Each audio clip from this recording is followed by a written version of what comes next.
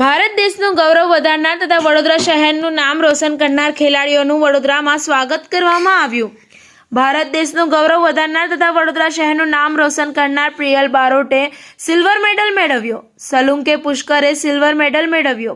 માડી પ્રેરણાએ bronze medal મેળવ્યો।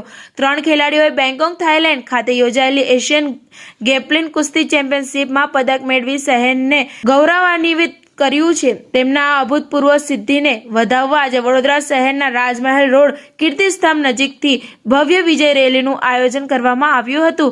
આ રેલીમાં વડોદરાની જૂનીગઢી વિસ્તારમાં આવેલ કોમી એકતા અને સૌહાર્દનું પ્રતીક યા મસ્તાન બાવા દરગાહના ખાદિમ હાજી દસ્તગીર શેખ, સામાજિક કાર્યકર્તા ધાર્મિકભાઈ સોની, પૂનમબેન સોની, ગોપાલભાઈ શાહ તથા સામાજિક કાર્યકર અકબરભાઈ શેખ, દિવાન સાજીદભાઈ બિલ્ડર એ ખેલાડીઓનું સ્વાગત કર્યું અને વિજય રેલીમાં હાજરી આપી।